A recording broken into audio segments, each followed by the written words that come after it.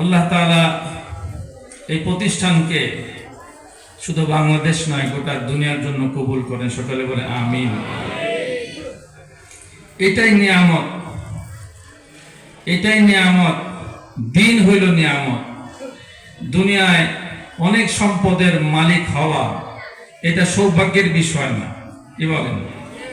সৌভাগ্যের বিষয় তো ওটাই যে ঈমান পাইল, ইসলাম পাইল এবং ঈমান অনুযায়ী চলার জন্য আল্লাহ তাআলা যে বিধিবিধান দিয়েছেন ওই বিধিবিধানের নিয়ামত সে প্রাপ্ত হয়েছে।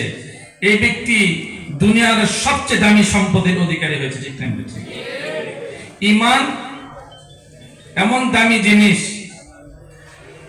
গোটা পৃথিবীর মূল্য যদি একটা মাছির পাখার সমান দাম হইতো আল্লাহর নিকট, গোটা পৃথিবীর মূল্য যদি একটি মাছির আও কানাতের দুনিয়া তাদরিনদা জানাহা আউদাতিন মা সাকা কাফিরান শারবাত মিন মাইন আও কামা ক্বাল, গোটা দুনিয়ার মূল্য যদি আল্লাহর কাছে একটা মাছির পাখার সমান দাম হইতো তাহলে কোনো অবিশ্বাসী কাফের অবাধ্য নাফরমান ব্যক্তিকে এক ঘট পানি আল্লাহ পান করতে দিতেন না। এর অর্থ হলো গোটা দুনিয়ার কোনো মূল্য নেই আল্লাহর কাছে।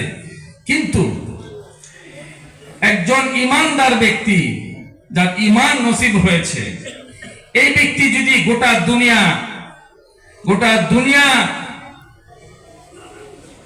দুনিয়া থেকে যদি বঞ্চিত হয়ে যায়, এমনকি তার জীবন যদি ধ্বংস হয়ে যায়, জীবন শেষ হয়ে যায়, কিন্তু ঈমান তার আছে, এই ব্যক্তি অনন্তকাল বেঁচে থাকবে।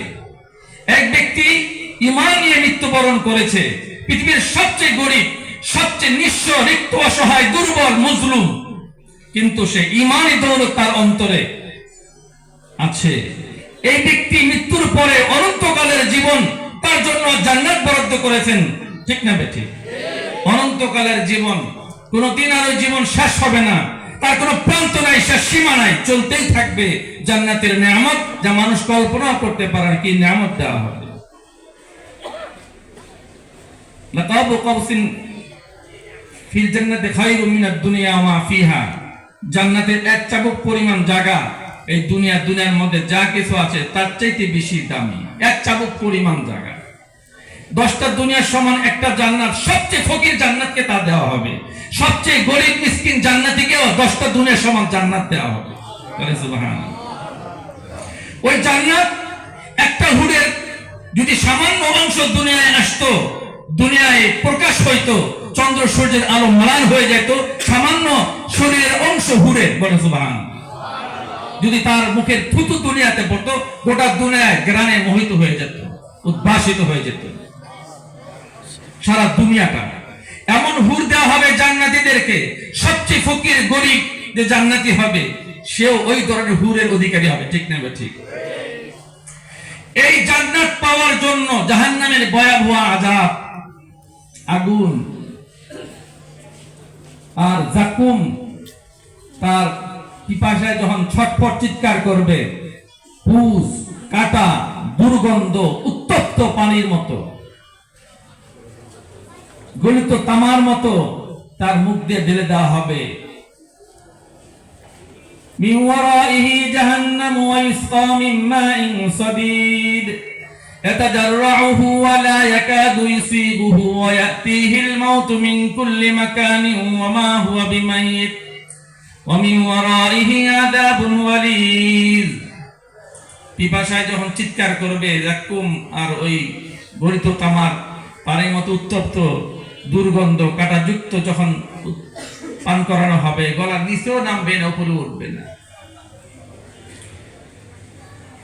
ওয়ায়াতিহিল মাউতু মিন কুল্লি মাকানি ওয়া মা হুয়া বিমাইত, চতুর্দিক থেকে মৃত্যুর যন্ত্রণা শুরু হবে, মরবে না।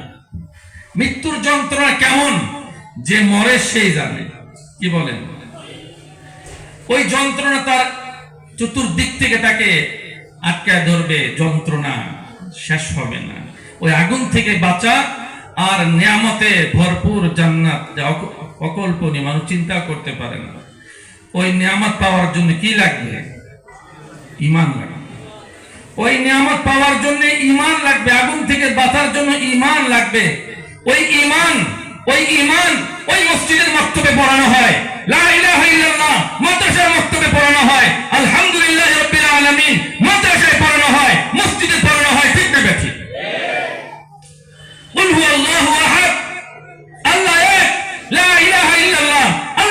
কোনো ইলাহ নাই, আল্লাহ ছাড়া কোনো মাবুদ নাই, আল্লাহ ছাড়া ইবাদতের উপযুক্ত আর কেউ নাই। একমাত্র ইলাহ আল্লাহ, একমাত্র রব আল্লাহ, একমাত্র বিধানদাতা আল্লাহ, একমাত্র হায়াতদাতা আল্লাহ, মউতদাতা আল্লাহ, রিজিকদাতা আল্লাহ। ভালো মন্দ সবকিছু তার হাতে, আসমান জমিনের সমস্ত চাবি তার হাতে। লাহু মাকালিদুস সামাওয়াতি ওয়াল আরদ ইয়াবসুতু রিজকা লিমান ইয়াশাউ ওয়া ইয়াকদির। আসমান জমিনের সমস্ত মালিকানা তার, চাবি তার হাতে। যাকে ইচ্ছা রিজিক দান করেন, যাকে ইচ্ছা রিজিক সংকুচিত করে দেন। আল্লাহু ইয়াবসুতু রিজকা লিমান ইয়াশাউ ওয়া ইয়াকদির। আল্লাহ তাআলা যাকে চান রিজিক বাড়ায় দেন, যাকে চান রিজিক কমায় দেন। এই রিজিকের সম্পদের অহংকার মানুষ করে, দম্ভ ক্ষমতার অহংকার মানুষ করে।